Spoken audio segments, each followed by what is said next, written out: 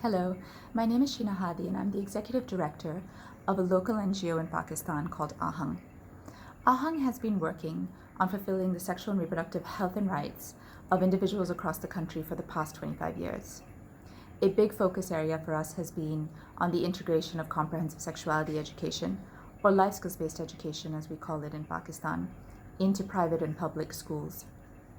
I think with time, we've come to recognize that CSE is a fundamental right of young people. We also know that it's a protective investment. We know that it can curb high-risk behaviors, prevent grave sexual violations, and costly health interventions at later stages. And we know that it builds agency and capacity, and that's critical for young people to have safe, healthy, and fulfilling sexual and reproductive lives, particularly girls and women.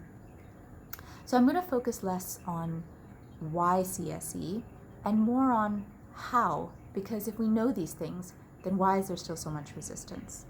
I think the resistance in Pakistan, like other parts of the world, comes in through stigma and through discomfort with the emerging sexuality of young people, which is still against a whole host of social norms. But we also know that this information is critical. And Aahung's journey for this was started back in 1997, where we started working with communities and adolescents in those communities because we recognized that they really didn't have any information that they needed to lead safe, healthy lives.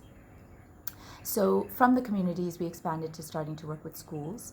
And as we developed evidence models which showed that these LSB programs were really starting to have some effects and have young people be able to have safer lives, be able to do things like prevent early and forced marriage, or even just communicate with caregivers in a more effective way about things that were important like menstrual health management or bullying or harassment.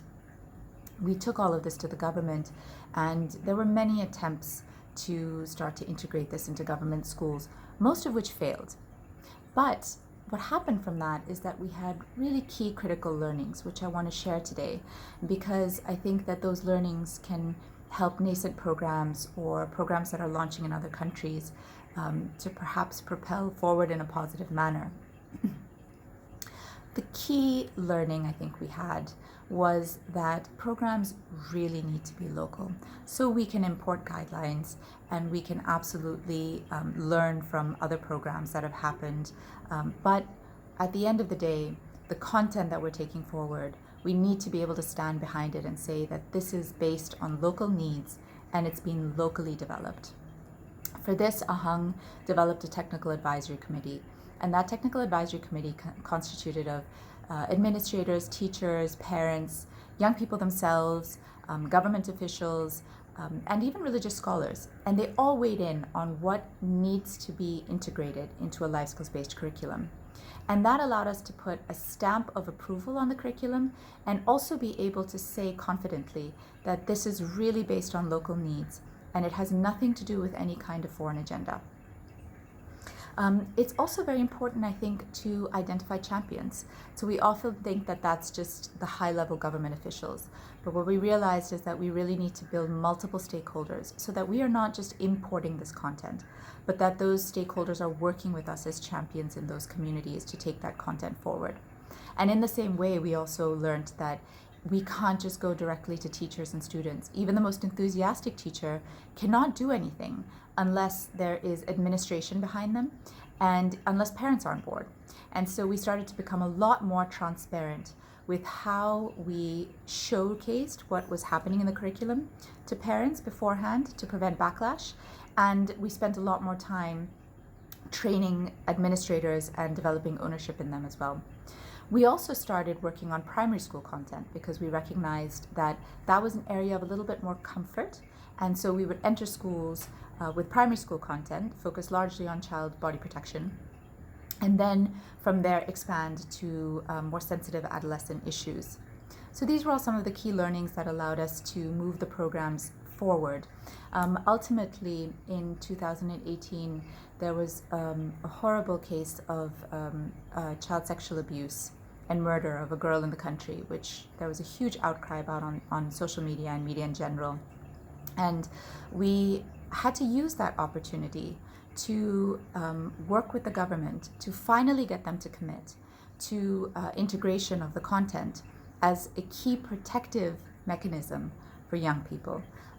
And that actually was also a learning, that we have to be ready and we have to move forward quickly when opportunities present themselves to be able to be successful. So the model is not perfect. Pakistan has a range of issues with our schools. Our education system is very fragile. Teachers are not adequately trained. We don't have high enrollment. But what we do have is we've taken that first stepping stone of getting content into the curriculum. And with that, we can now build, we can expand, we can evolve, because it's critical that young people get this information, even if it's in stepping stones, and even if at points we need to negotiate a little bit. With that, we have to remember that CSE is not a magic bullet. We have to build the services that young people need, and we need to build the capacity of caregivers and others involved in the lives of adolescents to provide that enabling environment so that young people can lead safe, healthy sexual lives.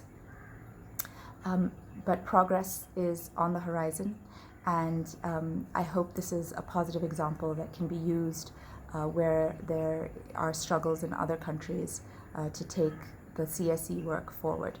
Thank you.